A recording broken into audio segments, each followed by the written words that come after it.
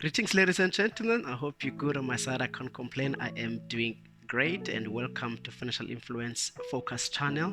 So yeah, today I just thought I should make a video specifically, focusing into the currency manipulation by banks, looking to the impact, actually, rather, that is actually caused by these manipulation when it comes to looking into government and also looking into citizens. Of course, with a specific focus of rand specifically, right?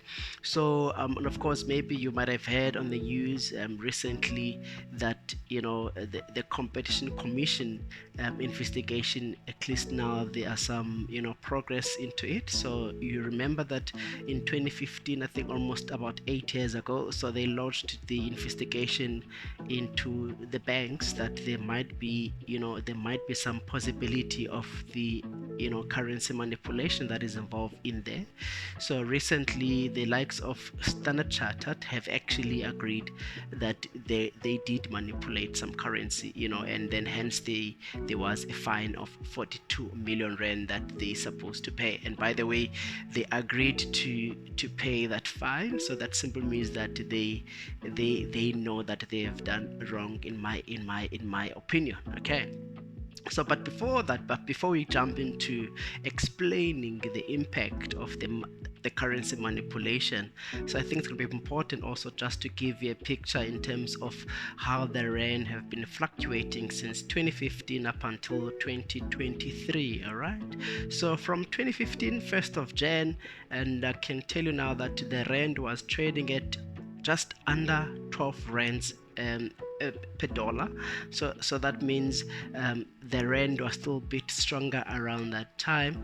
But however, fast forward over the years, we see that the rand have been really depreciating against dollar up to a point that in 2023, you can see on the graph that almost they almost hit 20 rand per dollar. So that means now it was becoming more expensive to buy dollars. So that simply means that in 2023 the rand was trading almost about 19 point something, which is more or less 20 rand.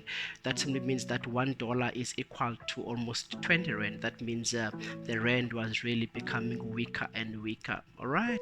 So fast forward, let's move swiftly. Let me just set a stage, by perhaps saying that it's very important that we understand what the currency manipulation by banks entails. Okay, so banks play a very important part in the financial system. So as you might have known, and I did mention on the previous video explaining about the repo rate, but perhaps we'll touch on that a bit, but not in details. Okay, so just make sure that you watch the previous episode to get more context in terms of the repo rate. So basically, when these banks engage in activities that influence the value of currency, it can have profound consequences, for both government and people, right? So perhaps turning attention into the impact on government first. So the currency manipulation by banks can create, challenges for monetary policy. As I mentioned, when we talk about monetary policy, just think of the repo rate that is being adjusted just to stabilize the economy. So on the last video, you will get more context around the monetary policy. Okay, so the central banks often aim to maintain stability in the currency, to support the economic growth. And also when the banks manipulate the rand, it can disrupt these efforts, leading to inflationary pressures or deflationary risks even. But also just want to also mention the fact that governments may find themselves in a precocious position as they navigate the delicate balance between ensuring a stable currency and responding to the economic interest of their nation. I will say, I'll put it that way. Okay, so now let's explore how these banking activities affect ordinary citizens, myself and you, right?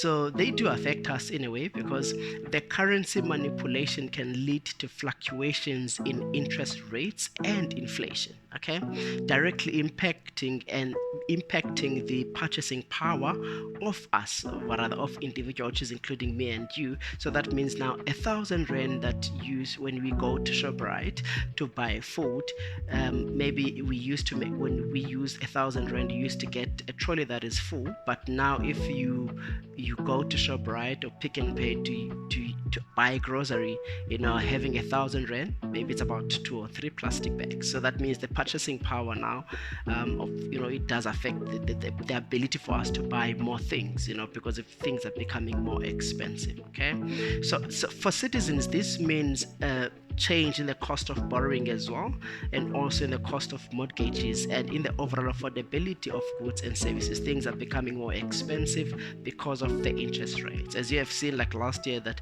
the repo rate was being adjusted a couple of times, and the inflation was a problem. And even now, you can also feel that the food prices, things are just expensive in general. Okay, so that is just to give you a context in terms of how these can sort of affect us also as individuals. All right, so just moving swiftly, additionally, as banks influence exchange rates, citizens may experience also a shift in the value of their investments, or rather savings as well. So this volatility can introduce uncertainty, okay, uncertainty into financial planning, affecting the retirement funds and long-term financial stability as well, because of that difficulty to juggle between the standard of living that is very high, that is very costly. All right, so beyond the economic realm, I'll say currency manipulation by banks can have actually social consequences. All right, so disparities in the distribution of wealth and economic opportunities may widen, and potentially leading to social unrest and dissatisfaction, with financial institutions and government. So because of all that crisis that is happening now, people might lead now for people not affording all of that. Then there might be, in terms of the wealth distribution, there might be a group that cannot afford to buy food, or there might be a group that might really struggle to live in the conditions, since things are becoming much more expensive, which can lead to strikes, people to protest, and that can also cause a chaos in the economy as a whole, when people are decided to protest because they can't afford, because food prices are higher and fuel prices are higher, and everything is just getting higher and out of hand. So I'll say that the impact on rand manipulation by banks is a complex interplay between economic stability, government policies, and the well-being of citizens as well. It underscores the importance of transparency, or rather transparent financial practices, effective regulatory frameworks, and international cooperation to ensure the integrity of our financial systems. So if there is no regulation that is really strict, and it's higher probably that banks might continue doing those manipulation, which can affect the ordinary citizens, and also affect the economy, and affect everyone in the entire ecosystem. So all that being said, if you found this video very interesting and exciting, you can share on the comment below, and you can also subscribe to make sure that, and also hit the bell notification to ensure that you get the next update, that when we upload the next video. So all that being said, you keep well, stay updated.